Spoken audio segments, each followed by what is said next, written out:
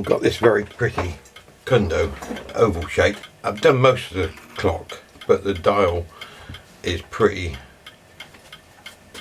naff really. There's a picture of it where it shows up much, but a lot of the lacquer has been taken off. All these little bits are tarnished, so I decided I'd do something with it. When I took it apart,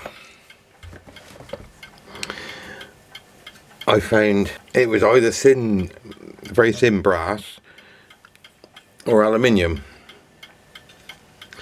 Well, when I cleaned it up, I don't know whether you can see that, but it is a brassy colour, but it turns out it's aluminium.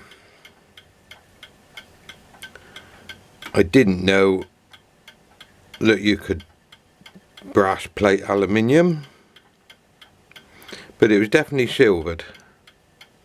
So I'm going to try silvering it again.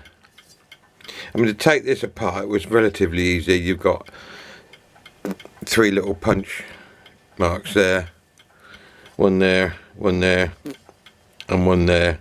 So you just flatten them out and gently prise it apart. All these bits are screwed on,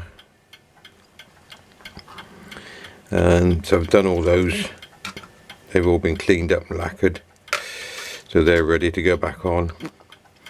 I'm fairly sure this is aluminium because I've scratched it somewhere, can't find it now. I put a big scratch in it and it showed silver colour there, I think it was. It just doesn't, if you give that a good scratch on brass, you'd see the brass colour in the scratch, but there's nothing there that shows it. So what I'm going to do, this is the bottom of the clock, so it says made in Germany, so I'm going to do that little bit there first with silver nitrate and see if it silvers. If it does, then I should do the rest, but we'll bring you back in a minute when I'm all set up and ready to go. Okay, I've done a little test on the end there and it seems to be silvering, so I'm going to give the rest of it a go and see what happens.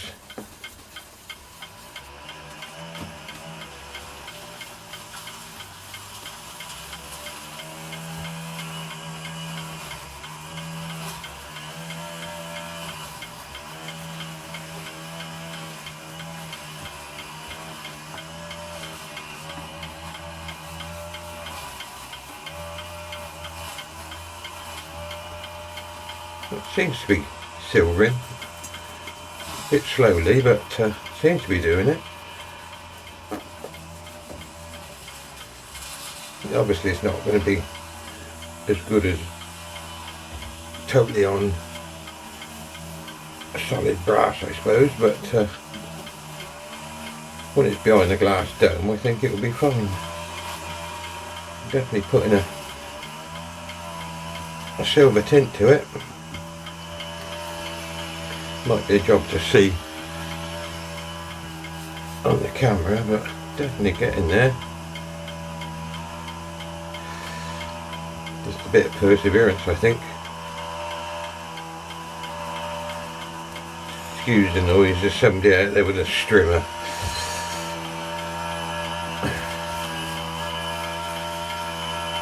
I don't know why they can't make a noise quietly. Definitely going silver, so I'm pleased with that, because before it looked blooming horrible.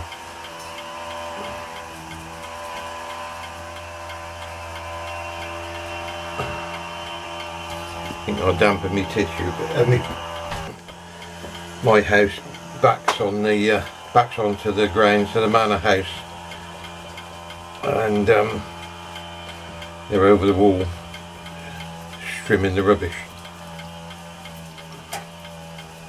the weeds and stuff. They don't do it very often, so I put weed killer over there. So we got a sort of 2 metre bit the other side of the wall where there's no weeds, because otherwise they just come over into our garden. And we've asked them loads of times to do it, they don't bother. apart from every now and then they might come with a strimmer. So we decided to put the weed killer over there. If they don't like it, they can lump it.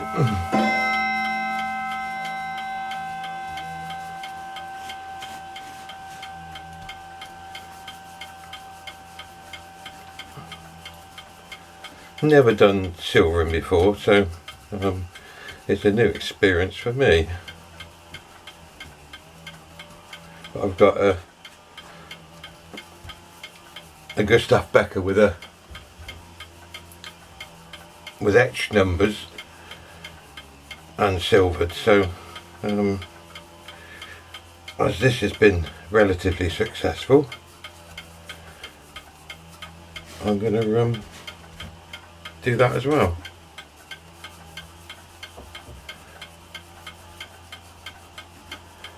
Another learning experience. No matter how old you get, you always learn something most days when you're doing clocks.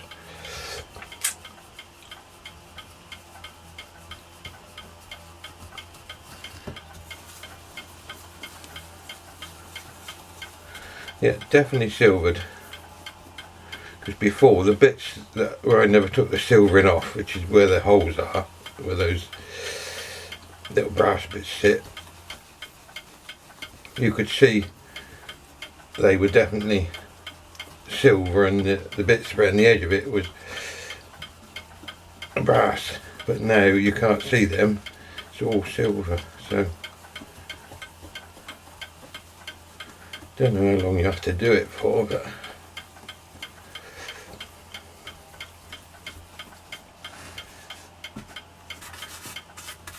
I suppose the longer you do it, the more silver you put on. I don't know.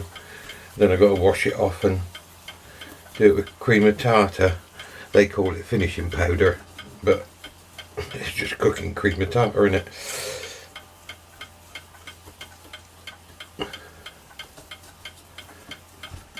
Yeah, definitely silvered.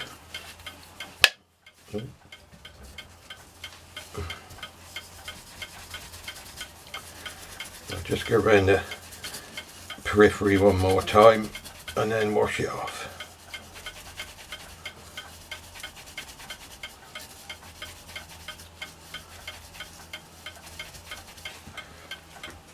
I'll bring you back in a minute when I've washed it off. Okay, so now we're on to the finishing powder with cream of tartar. I think all this does is just stabilise the silvering process, stop it keep reacting, and I think it brightens it up a bit as well, but I don't know.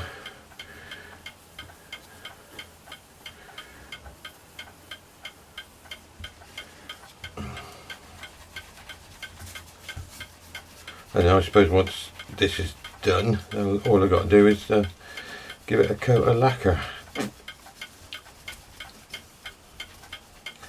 And I'll just wipe that on with a cotton wool ball, I suppose. I could do it with the airbrush, but it seems silly getting the airbrush out. If I can do it with a cotton wool bud.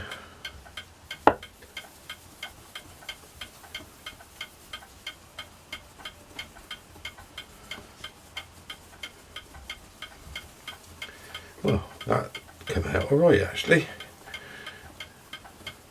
Shame I haven't got the Kundo emblem on it anymore, but it's not the end of the world, I don't think.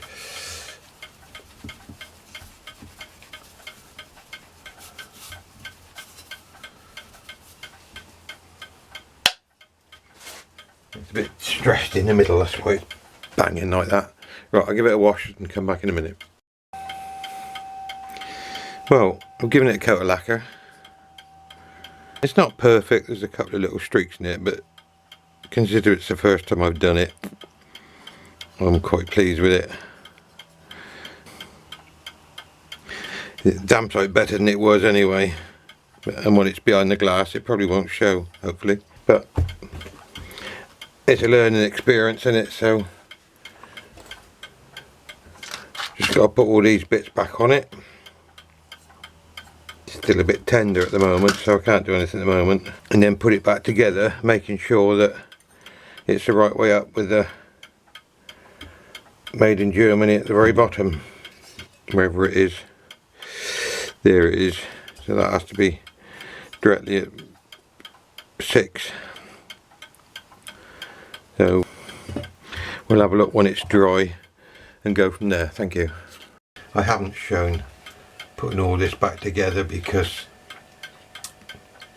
it's taken me over an hour to put all these in, and I think the reason is because of the angle of that, because it's not straight, so the screws have to go in at a funny angle. All I need to do now is just put a little centre punch mark in them 4 little indentations to stop it coming apart, and then it's ready to go on the clock.